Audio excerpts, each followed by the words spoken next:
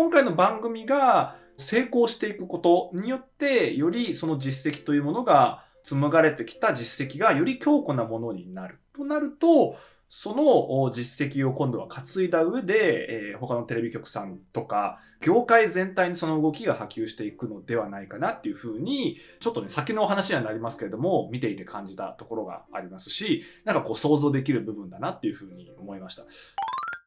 インスタグラムの内容で具体的にどういうことをこういう番組にっていうその細かいところまではなかったですけれども、ただ番組としてはすごく良質なコンテンツになるんじゃないかなっていうところと、改めてその今回何がすごいってやっぱりテレビ局さんですよね。地上波を持ってるテレビ局さんが YouTube というこのコンテンツに参入するという音楽番組としての参入ということで、非常にこのあたりってその各音楽の権利っていうものが絡んでくるので難しいところのお話だと思うんですよね。番組さんが企画して出せる権利の範囲のものなのか、それともやっぱりその出演していただくアーティストの方たちのその事務所さんの持ってる権利のものなのかっていうところで、YouTube とかそういう SNS ですよね。ウェブのプラットフォームを使って発信をしていくっていう時に、じゃあそのコンテンツは一体誰のものなんだっていうところの、やはりパワーバランスっていうものが、日本はまだそこまでこう明確に番組を作るっていう風になった時、それを SNS で発信していくってなった時の明確な基準っていうものは多分ないんだろうなっていう風に思っていて、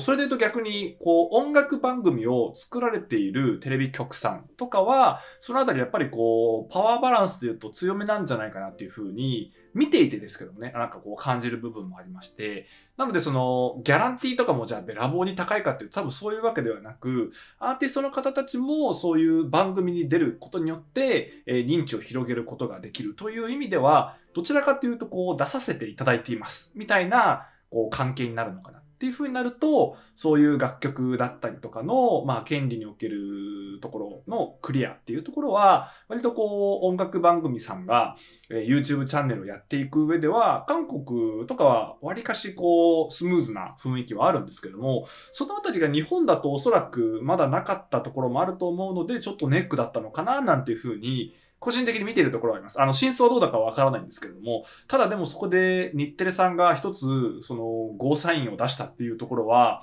かなり大きなことなんじゃないかなっていうふうに思いましたし、そこをやっぱりこう取っていくために、ザ・ファーストっていう企画があって、で、スカイハイさんが自らそのプレゼンテーションをして番組を作って、で、実際にその番組を通じてできたグループさんがヒットを出して、で、その後に後続となる次の新しいグループさんのデビューも控えていてっていうところで、しっかりとここ2年間ぐらいの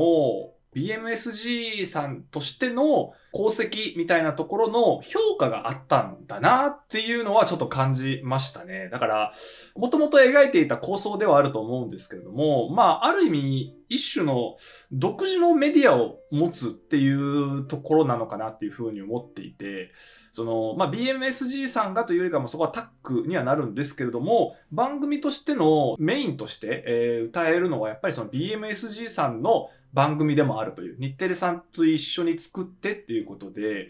まさにこう、より強い結びつきというものが生まれたんではないだろうかと。で、今回の番組が成功していくことによって、よりその実績というものが過去からこう紡がれてきた実績がより強固なものになる。となると、その実績を今度は担いだ上で、他のテレビ局さんとか、そういう業界全体にその動きが波及していくのではないかなっていうふうに、ちょっとね、先のお話にはなりますけれども、見ていて感じたところがありますし、なんかこう想像できる部分だなっていうふうに思いました。なんかスカイハイさんのお話を聞いてる時、今回の話以外もそうなんですけれども、聞いていて感じるのはやはり業界っていう言葉が非常に多く見受けられるなというふうに思いまして、で、その中での、あくまでも、BMSG として率先するものの、そういう動きが他の事務所さんも通じてみんなでできたらいいよねっていうことをやはりこうたびたび口にされているのを見ると、この動きがもっと一般化していくと嬉しいよねっていう、あくまでもそこの先頭を切っていきますのでっていう感じがあるというか、で、そこが多分、なんでしょう、こう、スカイハイさんという若い人材が、まあ、リーダーとして、小さい会社ではありますけど、BMSG さんという会社を引っ張っていきつつ、アーティストとしても活動しつつ、コネクションをしっかりとこう広げていきつつということで、他の大手の事務所さんもすごくこう注目していらっしゃるんじゃないかなというふうに思うんですけれども、なんかその活動の仕方としては、言い方難しいですけども、あんまりこう反感を買うようなことはされてないというか、そのあたりのバランスもすごく絶妙におそらく動かれているんじゃないかなっていうふうに見ていて思うところでございます。これたびたび BE:FIRST さんの作品について、こうですよねとか、こう、見てる側として、一視聴者として、こう、ああだこうだ言えてるじゃないですか。で、まあ、この声っていうのは、まあ、あくまでも視聴者さん側というか、業界を見ているまあ、ファンダムの方たちだったりとか、そういう業界を見ている他のファンダムの方だったりとか、なんとなくこう興味を持って見ている方だったりとかっていうエリアですよね。でも、全体で見ると、同業の方たちっていうやっぱりエリアもあって、で、そこには他の事務所さんたちっていう、その360度、自分の周りを取り囲む360度の声だったりとか、視線っていうものを受けながら、動いていかなければならないっていう、すごくすごく難しい、そしてこう、関係性がものを言う業界だと思うので、そこでいかに荒波は立てずに、ただその確かなムーブメントを起こせるのかっていうところのその絶妙なラインっていうものを、すごくこう取っていらっしゃるんだろうなっていうふうに、もっとさらに聞いてみたときに感じるんですよね。だからこう、ちょっと中に入って、あの衣装さ、とかあの楽曲すごくいいよね、とかダンスの部分がさ、って言ってるっていうこの状態っていうのはあくまでもこの一個の側面でしかなく、みたいな。で、他にもやっぱりいろいろな各切り口ごとの各方面の声があってみたいな。そういうのがあるんだろうなーっていう風にまたそこから一個引いてみるっていう風になると、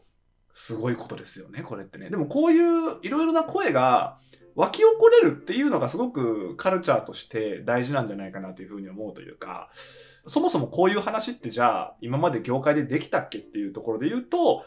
なかなかこのあたりも難しかったんじゃないだろうかっていうふうに、もう例えば5年、10年前とかだったら、なかなかね、言えなかったんですよね。ダンスの話もそうですし、歌の話もそうですし、楽曲分析なんてね、多分、昔はできなかったでしょうし、それこそダンス解説だってなかったと思いますし、あとはこういう業界に対する、じゃあそのコンテンツを見て感想を述べる人たちが出てくるっていうこともそうですけれども、あらゆるムーブメントがこう、今の時代に、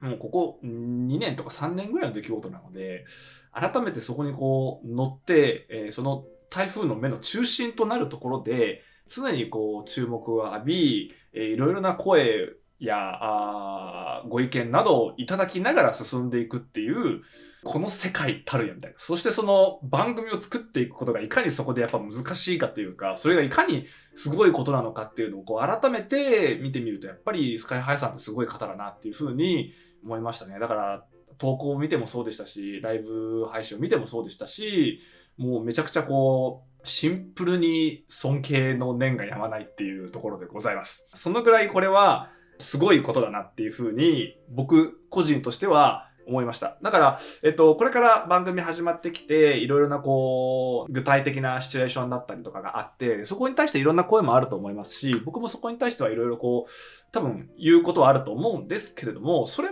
もあくまでもその一つの、なんかこういうムーブメントとして捉えているっていうところになるので、まあだから、僕衣装のことだからたまに言うんですけども、それも言うてそういうムーブメントの中の一つだと思ってるので、もう本当に引いてみたら、そもそもそういう活動してる時点で素晴らしいですよねっていうのがもう本音のところなんですけれども、でもやっぱりこう、常にいろいろな意見があって、情報交換だったりとか意見交換がなされていく中で、業界がこう盛り上がるっていうのはすごくこう大事なんだなっていうのはいろいろなこう他の界隈を見ていて思うところでもあるので、そういうところはちょっとね、しっかりとなんかやれたらいいなっていうふうに思ってるところでございます。まあ塩梅ですね、何事もね。